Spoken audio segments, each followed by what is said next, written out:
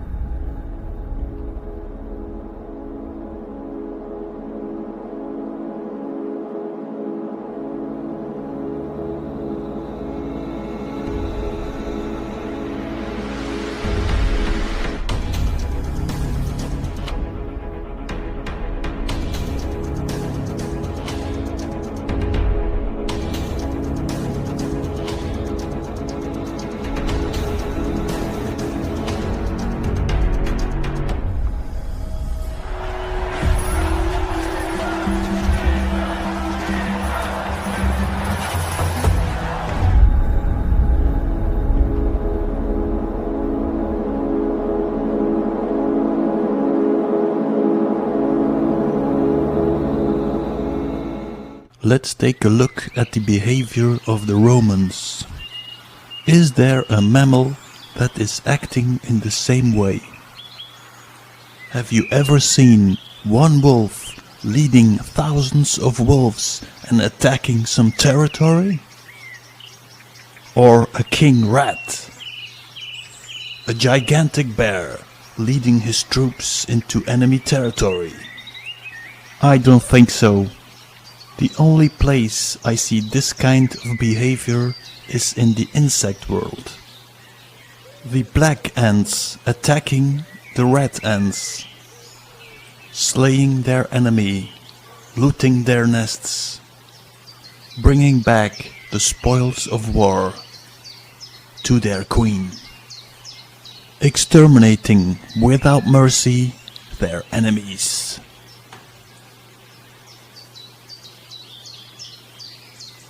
So I thought, let's think insect and observe humanity and history. The insect armies of Rome. The Greek insects. Their helmets even remind me of the Greys. The head of a praying mantis, an insect that will frequently pop up in my investigation. A horned one, a winged one,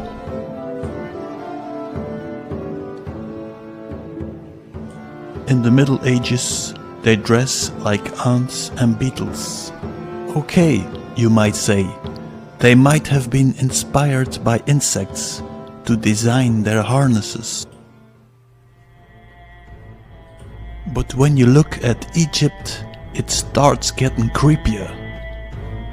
I was thinking insect and suddenly I started seeing cocoons.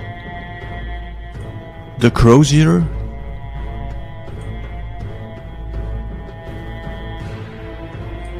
a larva in a cocoon, an underground nest, the mummy wrapped in silk,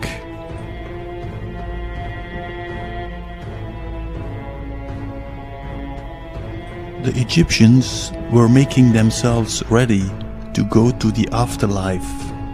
But why are they imitating the birth of an insect?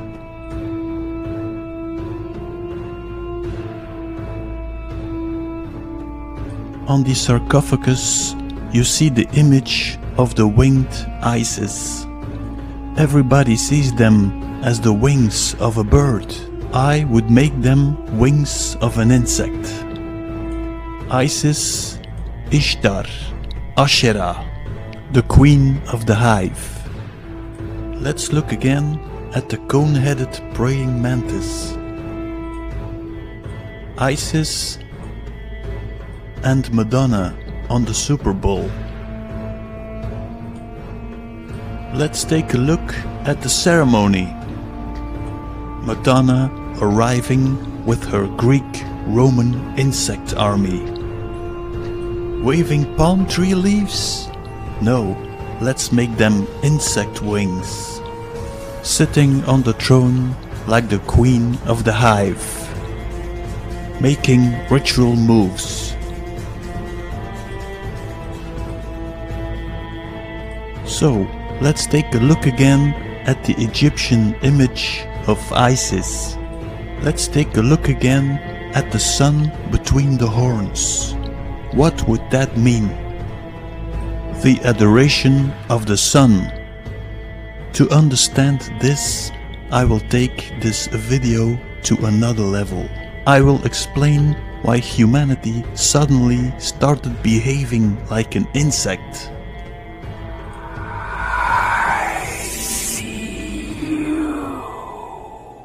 Let's have a look in nature if there is a case by which we can explain our strange behavior.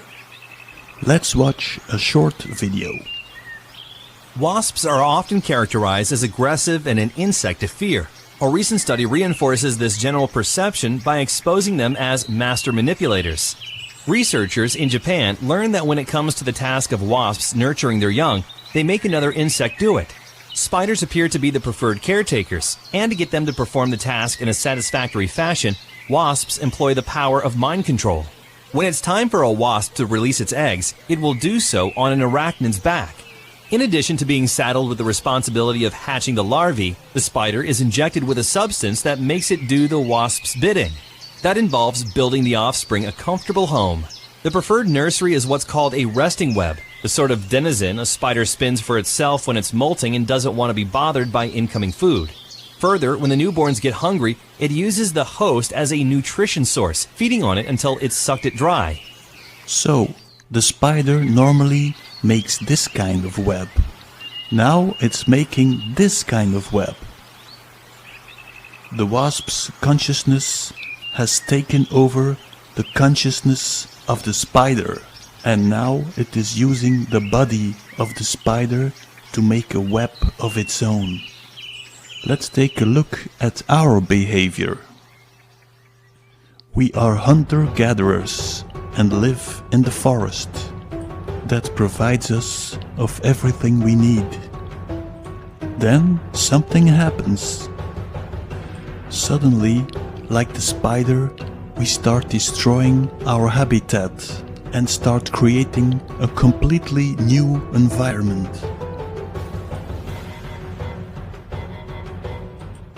We start living in cells. We start making strange buildings. Wiring the whole planet. The World Wide Web. Creating the weirdest machines. How is this possible?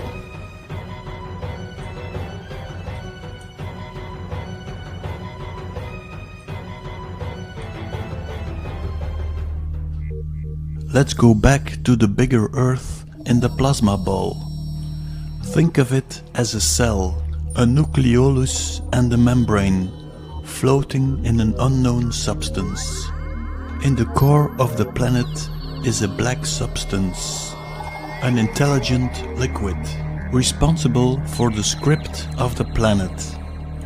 Maybe you came across the story of black goo, but I will call it, in comparison with the computer, the BIOS code, the consciousness of our Earth. How does an acorn know it has to become a tree? How does a child know at birth it has to breathe? Think of it as a Wi-Fi connection with the BIOS code of the planet. So, at a certain moment, a cell decides to parasite on the cell of our Earth. It attaches to our cell. Then it drills a hole through the membrane. That would make of our Sun the connection point between the two cells. Now the invasive cell will try to take over the consciousness of the attacked cell. How will it do that? Well, it will shoot some BIOS code of its own onto Earth. Now we have a big problem, because now we have two conflicting codes, and the invasive code will try to destroy the local one. Now let's go back to the beginning of the Egyptian culture. The most important temple in Heliopolis was the Mansion of the Benben, also known as the Mansion of the Phoenix.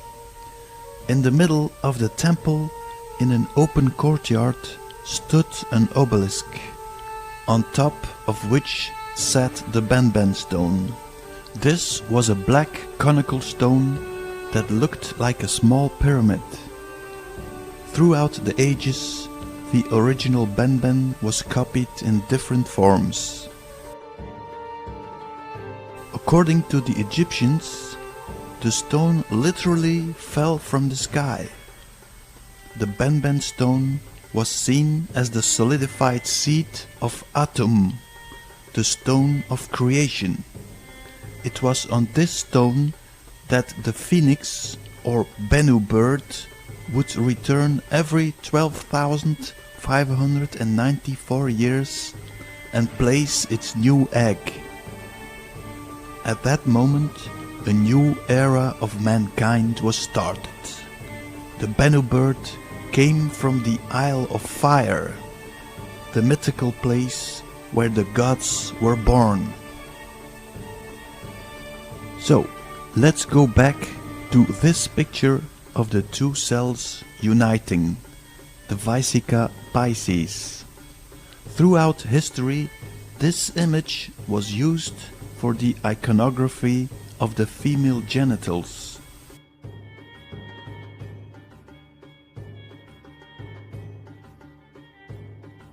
The cosmic vagina, the Virgin Mary.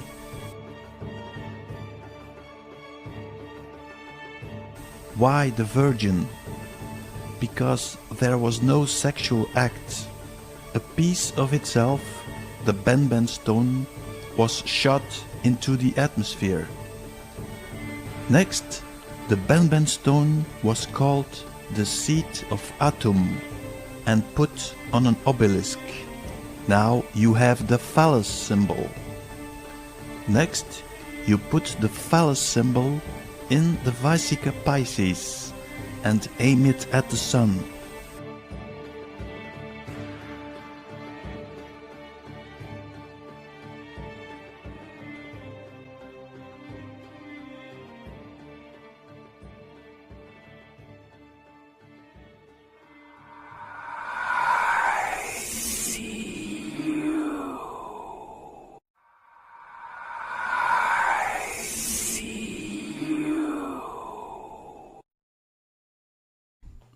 So, we are invaded on planetary level, but sadly enough, we are also invaded in our consciousness.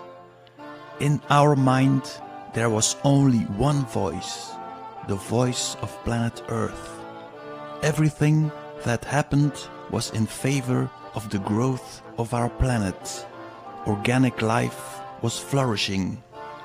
But suddenly, another voice pops up in our head. Suddenly, we have duality, good and bad. An evil eye has woken up inside our head. The only purpose of that voice is to kill all organic life. Suddenly, we think of suicide. Suddenly, we think of killing our neighbor for no reason at all. Now we start destroying all life on our planet. The parasite is mimicking our internal voice and is pretending to be us.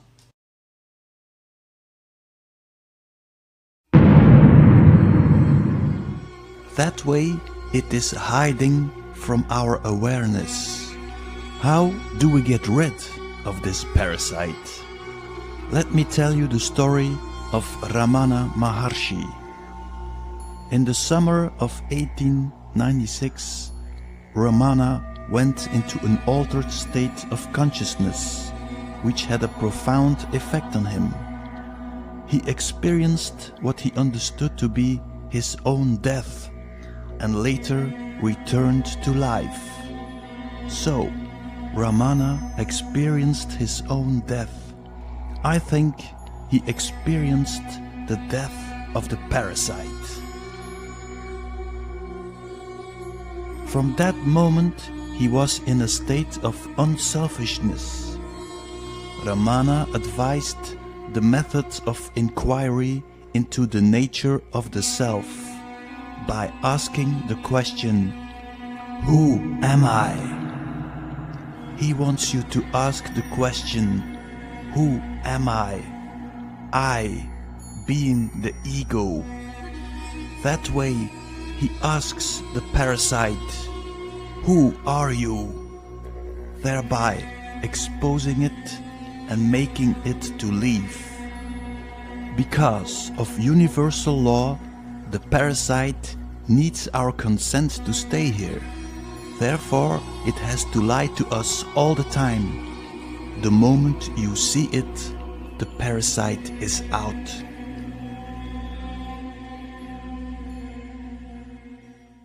Okay, let's look for the parasite. Not here. Not here. Of course, you will not see the parasite, because it is behind the camera, filming. Okay, so there are two observers watching through the camera. The silent one and the one who is constantly talking. As we are born without a language in our head, the observer who is talking must be the parasite. Now the silent one can observe the noisy one. So we die. Now we got rid of it all, we think. Oops. We got sucked into the tunnel of white light. A winged being is waiting for us. An angel, God, Saint Peter. Funny how all those gods are winged. If I'm correct, this white tunnel is the corridor into the consciousness of the insect cell. The angels are the gatekeepers of the parasite's world, keeping us out. We have to stay in purgatory. No, you are not coming into heaven. You have to go back to earth, because you made some mistakes. You have to reincarnate again. You people are bad. You are sinners. You are destroying your own world. You have to return time and time again.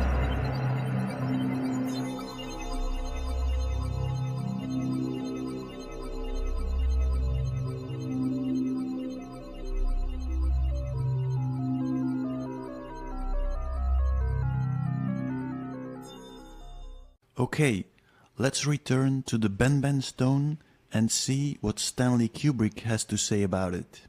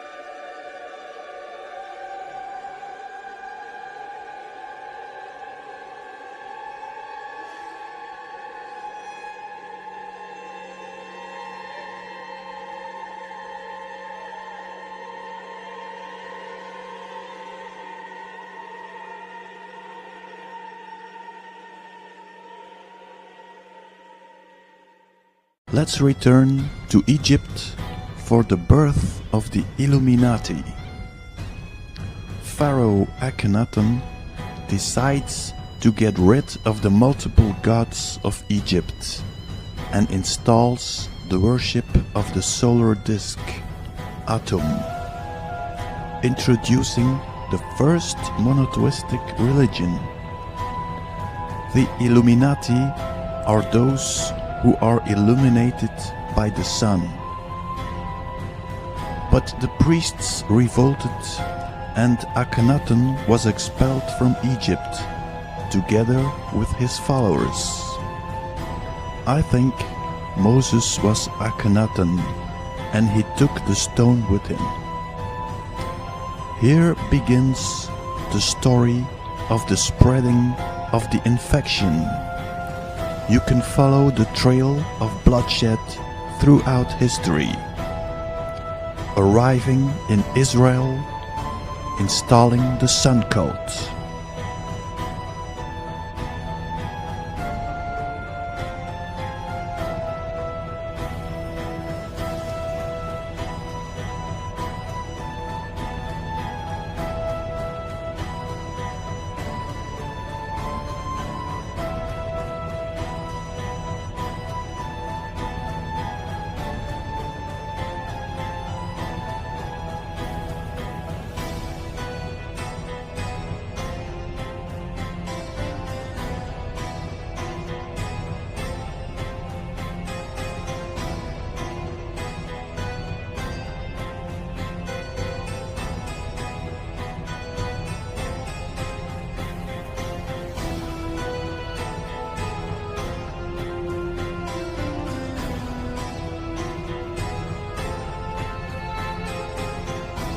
Solomon's temple. We're told about King Solomon's temple. Incidentally, there was no King Solomon. So don't look for King Solomon in history because there was no King Solomon. That's the word Sol Om On. S-O-L is the sun in Latin. In Latin, the word sun is S-O-L, Sol. And in the Hindu priest of the sun, they call the sun Om. Remember the priest of Om? They chant Om. And On is the city of the sun. The Greeks call it Heliopolis. It's called Heliopolis to this day. But the Egyptians, Heliopolis. Heliopolis means the city of the sun. The city of the sun, Heliopolis in Greek, was originally called in the Egyptian On. Look it up in any dictionary. Arriving in Lebanon, Phoenicians. The Greeks, the Romans. Who was Jesus? Well, I think Jesus was an early Illuminati fighter who saw the danger of the sun cult in Rome. He attacked the banksters, but that might not have been a good idea, because he was betrayed, heavily tortured and crucified.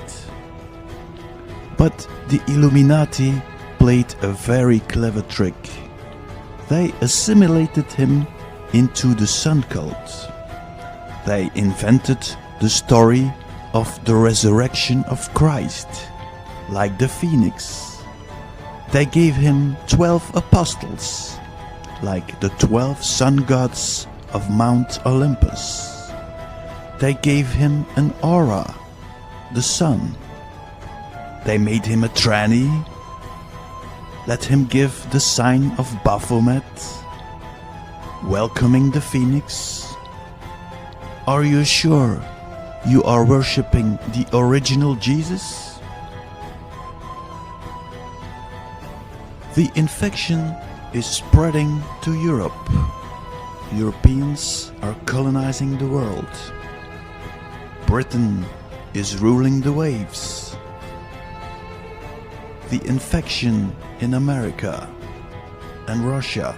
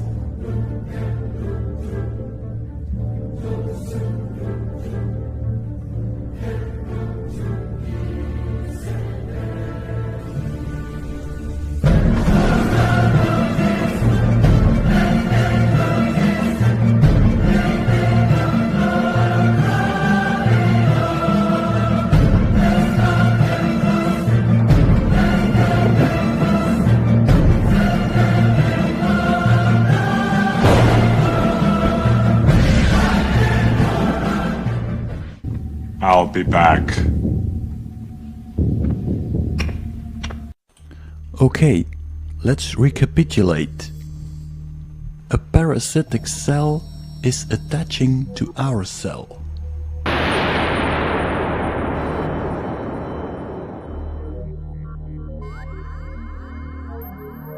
The parasitic cell is shooting some solidified consciousness into our cell.